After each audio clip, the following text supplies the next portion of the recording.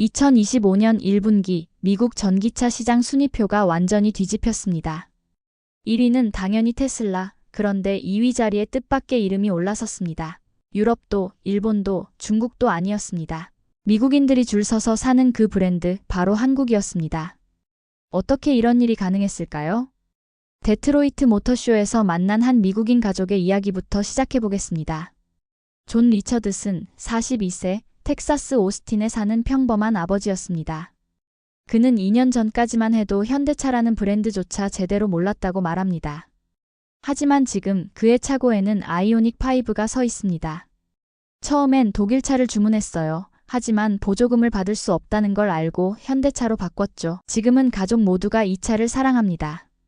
20분 충전으로 300마일을 달릴 수 있다는 게 정말 놀라워요. 존의 이야기는 특별한 게 아닙니다. 2025년 1분기 미국 전역에서 벌어지고 있는 평범한 일상이었으니까요. 하지만 이 평범한 일상 뒤에는 세계 자동차 역사를 뒤바꾼 거대한 반전이 숨어 있었습니다. 오늘 저는 여러분과 함께 그 놀라운 이야기를 들여다보려 합니다. 어떻게 한국이 미국 소비자들의 마음을 사로잡았는지, 그리고 그 과정에서 유럽과 일본의 자동차 강국들이 어떤 충격을 받았는지 말이죠. 혹시 지금까지의 전개가 흥미로우셨다면 좋아요로 알려주세요. 여러분의 참여가 다음 이야기의 에너지가 됩니다. 구독을 눌러두시면 이 반전의 뒷이야기까지 놓치지 않으실 겁니다. 오늘 그 뒤에 숨겨진 이야기와 경쟁국들이 받은 충격을 함께 풀어드리겠습니다. 2022년 8월 16일 워싱턴 DC 백악관. 조 바이든 대통령이 한 장의 문서에 서명했습니다. IRA, 인플레이션 감축법. 친환경 전환이라는 이름을 달고 있었지만 실상은 자국 산업 보호를 위한 강력한 장벽이었죠. 가장 큰 변화는 단 하나의 문장에 있었습니다. 북미에서 최종 조립된 전기차만 보조금을 받을 수 있다. 이 한 줄이 유럽, 일본, 한국, 중국 자동차 업계의 심장을 때렸습니다. 베를린, 폭스바겐 본사 20층 회의실, 긴급 임원회의가 소집됐습니다. 한 임원이 보고서를 들고 말했어요. 우리 전기차 판매량이 30% 감소할 것으로 예상됩니다. 회의실은 무거운 침묵에 빠졌어요. 100년 넘게 기술을 자랑하던 독일 브랜드들조차 새로운 게임의 룰 앞에서 흔들린 순간이었죠. 독일의 한 자동차 임원은 베를린 기자회견에서 당황한 표정을 감추지 못했습니다. 우리는 품질로 승부해왔습니다. 하지만 이 새로운 규정은 예상치 못한 변수입니다. 도쿄, 토요타 본사. 아키오 토요타 회장이 깊은 한숨을 내쉬었습니다. 30년간 완성한 하이브리드 기술이 하루아침에 경쟁력을 잃을 위기에 처한 거예요. 한 임원이 조심스럽게 물었습니다. 순수 전기차 개발을 서둘러야 할까요? 하지만 이미 늦었다는 게 모두의 속마음이었어요. 그런데 2024년 두 번째 충격이 왔습니다. 미국이 특정 국가 전기차에 추가 관세를 부과한다고 발표한 겁니다. 중국 100%, 유럽 일본 25%, CNN 뉴스룸에서 앵커가 긴급 속보를 전했어요. 미국이 글로벌 자동차 업계에 역대 최대 관세 폭탄을 투하했습니다. 상하이 비아디 본사, 왕춘젠 비아디 부회장이 책상을 탁 쳤습니다. 5년간 준비한 미국 진출 계획이 물거품이 됐다.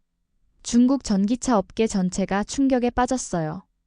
100% 관세라는 건 사실상 퇴출 선고나 다름없었거든요. 뮌헨의 한 자동차 전시장, BMW 딜러가 고객에게 설명하고 있었어요. 죄송합니다만 가격이 2만 달러 오를 예정입니다. 관세 때문에요. 고객이 눈을 크게 뜨며 물었습니다. 그럼 다른 차는 없나요? 이런 대화가 미국 전역에서 벌어지기 시작했어요. 디트로이트의 한 자동차 애널리스트는 CNBC 인터뷰에서 이렇게 말했습니다. 이번 관세로 가장 타격을 받을 건 독일과 일본입니다. 하지만 한국도 위험할 수 있어요. 모든 전문가들이 비슷한 예측을 내놨어요. 한국 역시 어려움을 겪을 거라고 말이죠. 월스트리트 저널 일면에 대서특필됐습니다. 전기차 관세 전쟁, 승자는 없다. 하지만 6개월 후 이 예측은 완전히 틀렸다는 게 드러나게 됩니다. 문제는 보조금만이 아니었어요. 배터리, 모터, 소재까지 부품의 상당 비율을 미국에서 조달해야만 혜택을 받을 수 있었거든요. 전 세계 공급망이 중국과 동남아시아에 집중되어 있는 상황에서 갑자기 미국 부품 비율을 늘리라는 건 사실상 불가능에 가까웠습니다. 런던의 한 투자은행에서 긴급 보고서가 나왔어요. 글로벌 전기차 시장에 대격변이 올 것이다. 준비되지 않은 기업들은 도태될 것. 하지만 이 보고서에도 한 가지 빠진 게 있었습니다. 이미 준비를 마친 나라가 있다는 사실이었어요. 오히려 이 변화가 한 나라의 시장 점유율을 폭발적으로 끌어올리게 될 줄 그 누구도 몰랐습니다. 그 나라는 무엇이 달랐을까요? 2021년 대부분의 사람들이 IRA라는 법안의 존재조차 몰랐을 때 한국 기업들은 이미 움직이고 있었습니다. 엘라베마 몽고메리 현대차 공장. 헬멧을 쓴 미국 근로자들이 로봇과 함께 전기차 차체를 조립하고 있었어요. 존 스미스라는 용접공이 땀을 닦으며 말했습니다. 1년 전만 해도 여기서 가솔린차만 만들었는데 이제는 전기차가 메인이에요. 신기한 일이죠. 현대차는 이미 전기차 생산 라인 구축을 시작했던 거예요. 조지아 웨스트포인트 기아 공장. 거대한 크레인이 EV9 차체를 들어올리고 있었습니다. 공장 매니저 마이클 존슨이 견학온 기자들에게 설명했어요. 이 라인에서 하루에 300대의 전기 SUV가 나옵니다. 모두 미국 소비자를 위한 차죠. 정의선 현대차그룹 회장이 2021년 5월 미국을 방문했을 때의 일화가 있습니다. 조지아 주지사와의 만남에서 그는 이렇게 말했어요. 우리는 미국에서 미국 소비자를 위한 차를 만들고 싶습니다. 단순한 외교 멘트가 아니었어요. 그는 이미 미국 시장의 변화를 예견하고 있었던 거죠. 그 예견이 얼마나 정확했는지는 시간이 지나면서 증명됐습니다. 현대차그룹은 2021년부터 2024년까지 3년간 미국에 총 105억 달러를 투자했어요. 한국 기업이 해외 단일 국가에 투자한 금액 중 역대 최대 규모였습니다. 미시간 홀랜드 LG에너지솔루션 배터리 공장. 거대한 컨베이어 벨트 위로 배터리 셀들이 줄지어 흘러가고 있었어요. 품질관리팀장 사라 윌슨이 말했습니다. 이 배터리들이 현대차와 GM에 들어갑니다. 미국에서 만든 배터리로요. 2021년부터 건설이 시작된 이 공장은 한국 기업의 미래 비전을 보여주는 상징이었어요. 당시 많은 사람들이 의아해했습니다. 중국이나 동남아시아에 비해 비용이 훨씬 높은 미국에 왜 공장을 짓느냐는 거였죠. 하지만 LG의 판단은 정확했습니다. 지정학적 리스크를 미리 읽고 공급망 다변화를 추진한 거였어요. 조지아 코머스, SK온 배터리 공장. 자동화 라인에서 배터리가 초당 10개씩 생산되고 있었습니다. 공장장 김민수 상무가 자랑스럽게 말했어요. 하루 생산량이 10만 개입니다. 이 모든 배터리가 미국에서 조립되는 전기차에 들어가죠. SK온은 조지아에, 삼성 SDI는 미시간에 대규모 배터리 공장을 건설했습니다. 한국의 배터리 3대장이 모두 미국 땅에 뿌리를 내리기 시작한 겁니다. 총 투자 규모만 400억 달러, 한국 전체 GDP의 2%에 해당하는 엄청난 금액이었어요. 당시 미국 언론은 이런 움직임에 큰 관심을 보이지 않았어요. 테슬라의 일론 머스크가 더 화제였고 독일의 폭스바겐이나 일본의 도요타가 더 주목받았거든요. 하지만 한국 기업들은 묵묵히 자신들의 계획을 진행했습니다. 현대차는 아이오닉 브랜드를 미국 시장에 맞춰 완전히 새롭게 디자인했어요. 아이오닉 5의 V12 기능, 차량에서 전기를 뽑아 쓸 수 있는 기능은 캠핑을 좋아하는 미국인들에게 딱 맞는 아이디어였습니다. 콜로라도 덴버의 한 캠핑장, 아이오닉 5 옆에서 텐트를 치고 있는 젊은 부부가 있었어요. 남편 데이비드가 차에서 전선을 뽑아 커피 머신에 연결했습니다. 커피 나왔어요. 아내 제니퍼가 놀라며 말했어요. 정말 신기해. 차에서 전기가 나오다니. 이런 장면들이 소셜미디어를 통해 퍼져나갔어요. 기아는 더 대담했습니다. EV9이라는 대형 전기 SUV를 미국 전용으로 개발했어요. 텍사스 댈러스의 한 기아 전시장에서 새 아이를 둔 엄마 리사 브라운이 EV9에 앉아보고 있었습니다. 와, 진짜 넓다. 7명이 타도 여유롭네요. 그런데 이게 전기차라고요? 세일즈맨이 웃으며 대답했어요.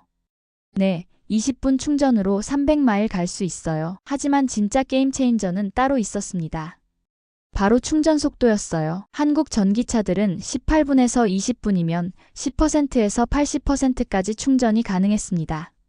독일차나 일본차는 30분에서 40분이 걸렸죠. 플로리다 마이애미의 한 충전소 아이오닉 6와 BMW i4가 나란히 충전하고 있었어요. 아이오닉 6 주인 마크가 BMW 주인 톰에게 말했습니다. 저는 벌써 80%네요. 당신은 아직 60%? 톰이 당황하며 대답했어요. 같이 시작했는데 왜 이렇게 차이가 나죠? 바쁜 미국인들에게 이 20분의 차이는 엄청난 것이었어요. 이런 기술적 우위는 하루아침에 만들어진 게 아니었습니다. 한국 기업들은 2010년대부터 꾸준히 배터리 기술에 투자해왔거든요. 이는 한국의 빨리빨리 문화와도 맞아떨어졌어요. 모든 걸 빠르게 하고 싶어하는 한국인들처럼 차 충전도 빠르게 하고 싶어 했던 거죠. 그리고 2024년 관세 폭탄이 터졌을 때 한국 기업들은 이미 준비가 끝나 있었습니다. 미국에서 생산하니 관세는 걱정할 필요가 없었고 보조금까지 받을 수 있었거든요. 3년간의 치밀한 준비가 빛을 발하는 순간이었어요. 2024년 가을 시카고 오토쇼에서 벌어진 일은 정말 상징적이었습니다. 현대와 기아 부스 앞에 줄이 테슬라보다 길어진 거예요. 사람들이 실제로 차를 만져보고 앉아보고 질문하는 시간이 다른 브랜드보다 훨씬 길었습니다. 마크 톰슨이라는 50대 엔지니어를 만났습니다. 그는 30년 동안 독일차만 타왔다고 했어요. BMW와 벤츠의 품질을 믿었죠. 하지만 아이오닉 6를 타보고 생각이 바뀌었어요. 이건 단순히 전기차가 아니라 미래였습니다. 그가 특히 놀란 건 실내 공간이었습니다. 같은 크기의 독일차보다 실내가 훨씬 넓어요. 그리고 이 대시보드, 이 인포테인먼트 시스템, 독일차는 복잡하고 어려운데 이건 직관적이에요. 한국 기업들이 미국 소비자들의 니즈를 정확히 파악했다는 증거였습니다. 실제로 한국 전기차들의 실내 공간 활용도는 놀라운 수준이었어요. 전기차 특성상 엔진룸이 없어서 공간을 더 효율적으로 쓸 수 있었는데 한국 기업들이 이를 극대화했습니다. 아이오닉 5의 경우 앞좌석을 뒤로 밀어서 거의 침실처럼 쓸 수 있었거든요. 미국인들이 좋아하는 여유로운 공간감을 완벽하게 구현한 거죠. 하지만 진짜 결정적인 순간은 따로 있었습니다. 바로 서비스 경험이었어요. 리사 데이비스라는 캘리포니아 주부는 이런 경험을 들려줬습니다. 테슬라 서비스 센터는 예약이 3주 후였어요. 그런데 현대 서비스 센터는 다음 날 바로 받아줬죠. 정비사는 친절했고 문제를 정확히 설명해줬어요. 그리고 무료 대차까지 제공했습니다. 이런 서비스 차별화는 우연이 아니었습니다. 한국 기업들은 미국 진출 초기부터 서비스 인프라에 막대한 투자를 했어요. 현대차의 경우 미국 전역에 1200개의 서비스 센터를 운영했는데 이는 테슬라의 400개보다 3배나 많은 숫자였습니다. 또한 정비사들에게 한국에서 직접 교육을 시켜서 서비스 품질을 일정하게 유지했어요. 더 놀라운 건 한국 기업들이 미국의 지역별 특성까지 고려했다는 점이었습니다. 텍사스나 플로리다 같은 더운 지역에서는 냉방 시스템을 강화했고 미네소타나 위스콘신 같은 추운 지역에서는 배터리 보온 기능을 개선했어요. 전국적인 브랜드이면서도 지역별 맞춤 서비스를 제공한 거죠. 이런 경험담들이 소셜미디어를 통해 퍼져나갔습니다. 젊은 미국인들이 한국 전기차의 장점을 친구들에게 소개하는 영상들이 수백만 조회수를 기록했습니다. 특히 V2L 기능으로 캠핑장에서 전기를 쓰는 영상들이 큰 화제가 됐어요. 한 영상에서는 대학생들이 아이오닉 5로 음악 페스티벌에 가서 차에서 전기를 뽑아 스피커와 조명을 켠 모습이 나왔습니다. 이런 실용적이면서도 재미있는 기능들이 젊은 세대들에게 큰 매력으로 다가왔어요. 특히 인상적이었던 건 한국차에 대한 인식이 완전히 바뀐 점이었습니다. 10년 전만 해도 저렴하지만 품질이 그저 그런 차였다면 지금은 똑똑하고 합리적인 선택이 된 거예요. 브랜드 인식 변화의 결정적 계기였습니다. 실제로 JD 파워의 2024년 전기차 만족도 조사에서 현대와 기아는 테슬라를 제치고 1, 2위를 차지했습니다. 충전 속도, 실내 공간, 편의 기능, 서비스 품질 모든 면에서 높은 점수를 받았어요. 이는 단순히 가격 경쟁력 때문이 아니라 종합적인 만족도에서 앞선다는 의미였습니다. 플로리다에서 만난 은퇴한 교사 로버트 존스는 내 아들이 아이오닉 5를 샀을 때 솔직히 걱정했어요. 한국 차라니 정말 괜찮을까 싶었거든요. 하지만 직접 타보니 생각이 완전히 바뀌었죠. 이제 나도 한국 차를 살 생각이에요 라고 말했습니다. 이런 세대를 넘나드는 인식 변화는 정말 중요한 의미를 가졌습니다. 젊은 세대뿐만 아니라 기성세대까지도 한국 브랜드에 대한 신뢰를 갖기 시작한 거죠. 브랜드 파워에서 독일이나 일본에 밀렸던 한국이 드디어 그 벽을 넘어선 순간이었어요. 그리고 결정적인 순간이 왔습니다. 2024년 연말 관세가 본격 적용되기 시작한 거예요. 독일차와 일본차 가격이 올라가는 동안 한국차는 보조금까지 받을 수 있어서 상대적으로 훨씬 저렴해졌습니다. 미국 소비자들은 바보가 아니었어요. 같은 성능, 더 나은 서비스, 그리고 더 저렴한 가격. 선택은 명확했습니다. 2025년 1월 1일 새해 첫날 미국 전역의 자동차 딜러샵에서는 조용한 혁명이 시작되고 있었습니다. 관세가 본격 적용되면서 독일차와 일본차의 가격표가 하루아침에 바뀐 거예요. BMW i4의 경우 관세 적용 전 55,000달러였던 가격이 68,000달러로 뛰었습니다. 아우디 이트론도 마찬가지였어요. 반면 현대 아이오닉 6는 48,000달러에서 연방 보조금 7,500달러를 빼면 실제 가격은 45,000달러였습니다. 무려 20,000달러 이상의 가격 차이가 벌어진 거죠. 관세 적용 첫 달 충격적인 일이 벌어졌습니다. 유럽과 일본 전기차 판매량이 40% 이상 하락한 거예요. 같은 기간 현대와 기아 판매량은 50% 이상 증가했습니다. 뉴욕타임스는 관세 속 유일한 승자 한국차라는 제목의 기사를 실었어요. 디트로이트의 한 BMW 딜러는 익명을 조건으로 고객들이 계약을 취소하고 현대차 딜러로 가고 있어요. 30년 이 일을 해왔는데 이런 급격한 변화는 처음 봅니다. 라고 털어놨습니다. 하루아침에 고객들의 선택이 바뀌는 상황을 목격한 현장 증언이었어요. 실제로 계약 취소 사례들이 속출했습니다. 로스앤젤레스의 한 변호사는 아우디 이트론 GT를 주문했다가 가격이 오르자 현대 아이오닉 5N으로 바꿨다고 했어요. 성능은 비슷한데 가격은 20,000달러나 차이가 나더라고요. 합리적인 선택이었죠. 이런 상황은 전국적으로 벌어졌습니다. 플로리다에서는 포르쉐 타이칸을 주문했던 의사가 제네시스 일렉트리파이드 GV70으로 바꿨고, 시애틀에서는 볼보 XC40 리차지를 계약했던 가족이 기아 EV6로 변경했어요. 브랜드 로열티보다는 실용적 선택이 우선시되는 시대가 온 거죠. 더 놀라운 건 중고차 시장의 변화였습니다. 한국 전기차의 중고 가격은 오히려 올랐어요. 수요는 늘어나는데 공급이 부족했거든요. 반대로 독일차와 일본차 중고 가격은 떨어지기 시작했습니다. 시장의 판도가 완전히 뒤바뀐 거죠. 시애틀의 중고차 딜러 스티브 밀러는 믿기지 않는 일이라고 했어요.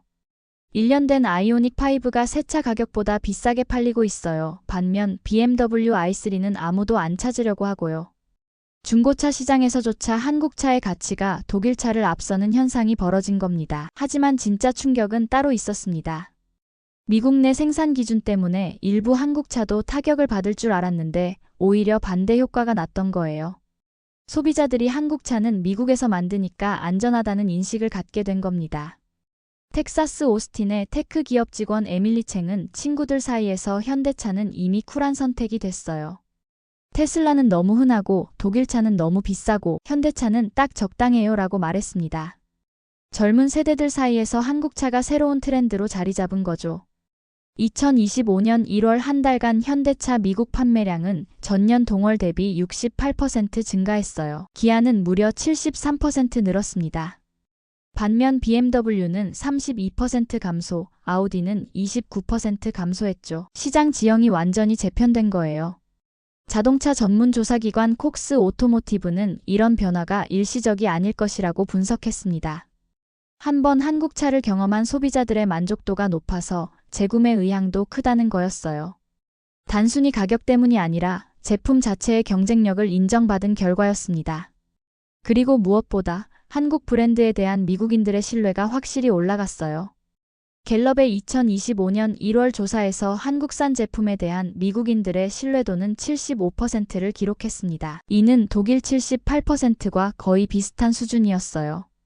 30년 만에 이룬 놀라운 성과였습니다. 월스트리트에서도 한국 기업들에 대한 평가가 완전히 바뀌었습니다. 모건 스탠리는 현대차의 목표 주가를 30% 상향 조정했고, 골드만삭스는 한국 전기차의 미국 진출이 게임 체인저라고 평가했어요. 투자자들도 한국 기업들의 전략적 역량을 높이 사기 시작한 거죠. 하지만 이 모든 성공 뒤에는 경쟁국들의 깊은 좌절과 반성이 있었습니다. 그들의 이야기를 들어보겠습니다. 베를린, 2025년 2월의 어느 추운 아침, 폭스바겐 본사 회의실에서는 긴급 임원회의가 열리고 있었습니다. 주제는 하나, 어떻게 미국 시장을 되찾을 것인가였어요. 한 임원이 보고서를 읽었습니다. 1월 미국 전기차 판매량에서 우리는 전년 대비 45% 감소했습니다. 반면 현대와 기아는 52% 증가했어요. 회의실은 무거운 침묵에 빠졌습니다. 100년 넘게 자동차 기술을 주도해온 독일 기업들에게는 충격적인 현실이었어요. 폭스바겐의 CEO 올리버 블룸에는 기자들과의 인터뷰에서 솔직하게 인정했어요. 우리는 한국 기업들의 전략적 준비를 과소평가했습니다. 그들이 이렇게 빨리, 이렇게 체계적으로 미국 시장에 안착할 줄 몰랐어요. 독일 자동차 업계 전체가 충격에 빠졌습니다. 메르세데스 벤츠는 급하게 미국 생산 계획을 발표했지만 공장 건설에만 최소 3년이 걸린다는 게 문제였어요. BMW는 사우스캐롤라이나 공장을 전기차 중심으로 재편하겠다고 했지만 이미 늦었다는 평가가 지배적이었습니다. 프랑크푸르트의 한 자동차 애널리스트는 독일 기업들이 자신들의 기술력을 맹신한 게 문제였다고 지적했어요. 기술은 좋지만 전략이 없었습니다. 한국 기업들은 반대였죠. 기술도 좋지만 전략이 더 뛰어났어요. 실제로 독일 기업들의 대응은 너무 늦었습니다.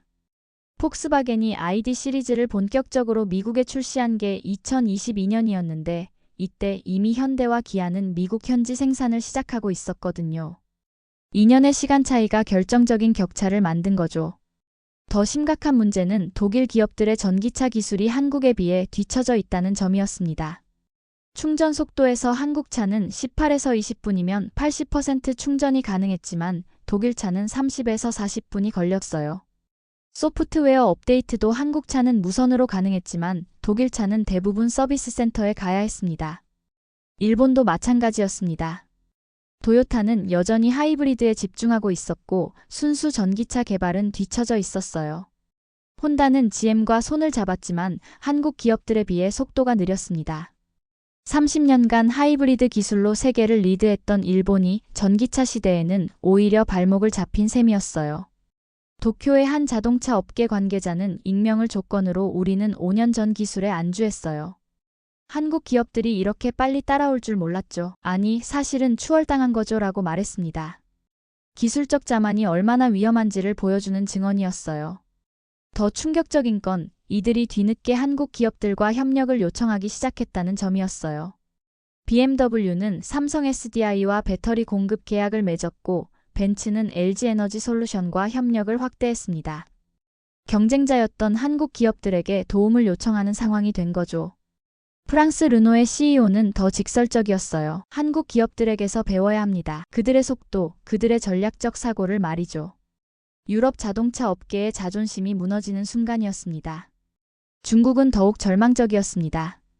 100% 관세로 사실상 미국 시장에서 퇴출된 상황에서 중국 기업들은 다른 시장으로 눈을 돌릴 수밖에 없었어요. 비아디는 유럽과 동남아시아에 집중하겠다고 발표했고 니오는 배터리 교환 기술로 차별화를 시도했습니다. 하지만 세계 최대 자동차 시장인 미국에서 배제된다는 건 큰 타격이었어요. 그런데 가장 큰 충격은 미국 내부에서 나왔습니다.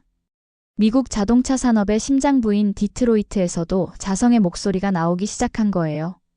포드의 한 임원은 우리는 왜 한국 기업들 같은 준비를 하지 못했을까라고 반문했습니다.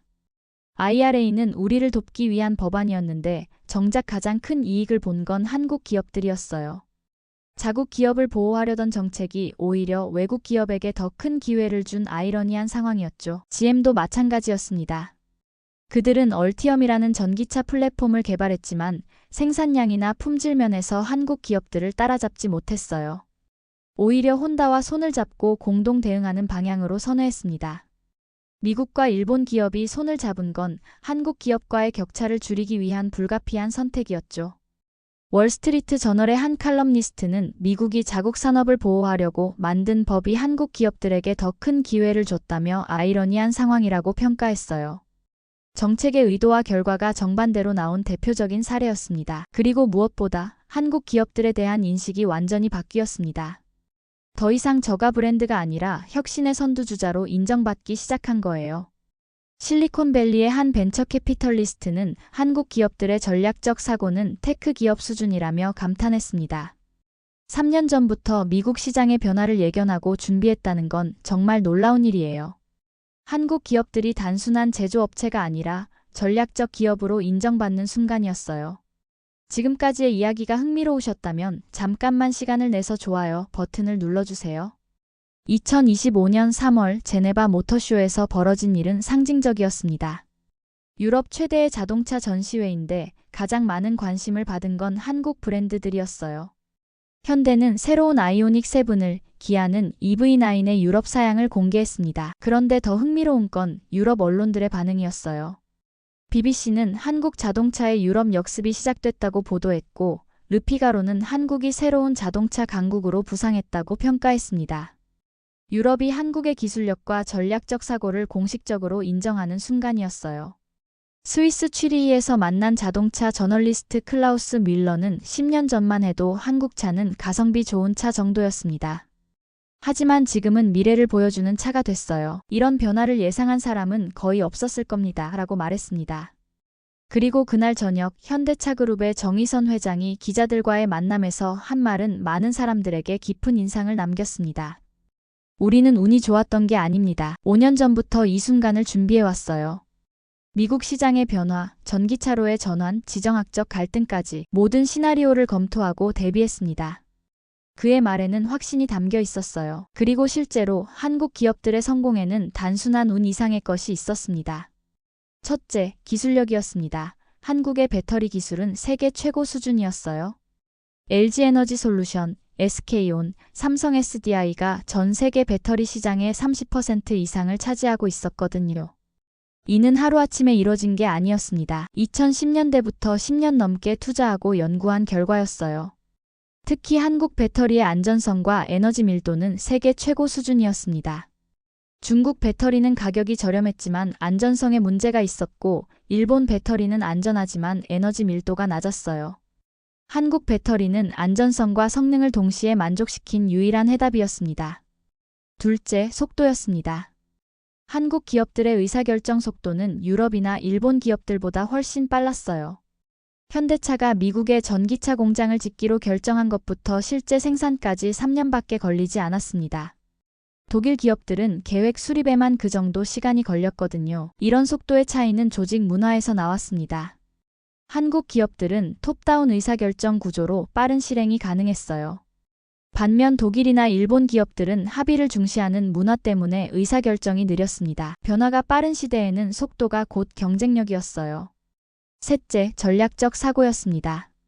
한국 기업들은 미국 시장을 단순히 수출 대상이 아니라 현지화 대상으로 봤어요. 미국에서 생산하고 미국 소비자의 취향에 맞춰 제품을 개발하고 미국 직원들을 고용했습니다. 진정한 글로벌 기업으로 거듭난 거죠.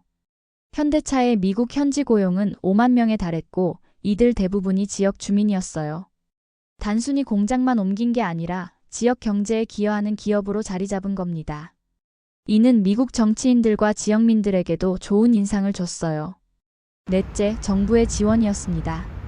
한국 정부는 기업들의 해외 진출을 적극 지원했어요. 금융 지원, 외교적 뒷받침, 규제 완화까지. 기업들이 글로벌 경쟁에 집중할 수 있는 환경을 만들어줬습니다. 특히 한국산업은행과 수출입은행의 금융 지원은 결정적이었어요. 대규모 해외 투자에 필요한 자금을 저금리로 지원해줬거든요. 민간 기업의 리스크를 정부가 분담한 셈이었습니다. 하지만 무엇보다 중요했던 건 한국 기업들이 위기를 기회로 바꾸는 능력이었어요. IMF 외환위기를 겪으면서 체질을 개선했고 글로벌 금융위기를 거치면서 세계 시장에 적응했습니다. 그리고 이번에는 미국의 보호무역주의를 오히려 성장의 발판으로 삼았어요. 실리콘밸리의 한 투자자는 한국 기업들의 회복력은 정말 놀랍다며 이들은 위기가 올 때마다 더 강해진다고 평가했습니다. 위기를 성장의 기회로 바꾸는 한국 기업들만의 독특한 DNA였어요. 그리고 2025년 1분기가 끝났을 때 결과는 명확했습니다. 미국 전기차 시장에서 한국은 당당히 2위를 차지했어요. 유럽과 일본을 제치고 말이죠. 더 놀라운 건 이제 시작일 뿐이라는 점이었습니다. 현대차는 2025년 하반기에 아이오닉 7을, 기아는 EV3를 미국에 출시할 예정이었어요. 제네시스도 전기차 라인업을 확대할 계획이었습니다. 한국의 미국 전기차 시장 점유율은 앞으로 더 올라갈 전망이었어요. 월스트리트의 한 애널리스트는 한국 기업들의 미국 시장 점유율은 앞으로 더 올라갈 것이라며 이제 진짜 경쟁이 시작됐다고 전망했어요. 2025년은 한국 전기차가 글로벌 시장에서 본격적으로 날개를 펼치는 원년이 될 것이라는 예측이었습니다. 관세는 장벽이 아니라 준비된 자에게는 무대였습니다.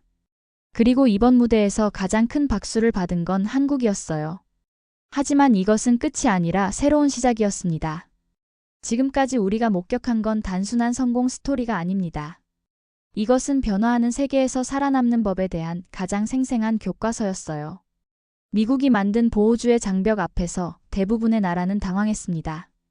하지만 한국은 달랐어요. 3년 전부터 이 순간을 준비해온 한국 기업들은 관세라는 위기를 오히려 세계 무대로 도약하는 기회로 바꿔버렸습니다. 기술력도 중요했고 자본력도 필요했지만 가장 결정적이었던 건 바로 준비하는 자세였습니다.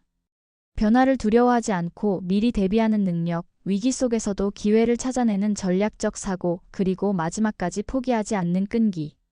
이것이 한국을 미국 전기차 시장 2위로 이끈 진짜 힘이었어요. 관세는 장벽이 아니라 무대였고 그 무대에서 가장 큰 박수를 받은 건 바로 한국이었습니다. 준비된 자에게는 위기도 기회가 되고 장벽도 발판이 됩니다. 이제 여러분께 묻고 싶습니다. 불확실한 변화의 시대에 여러분은 어떤 준비를 하고 계신가요? 오늘 이 영상이 여러분에게 작은 영감이라도 되었기를 바라며 좋아요와 구독으로 더 많은 사람들에게 이런 의미 있는 이야기를 전해주세요. 감사합니다.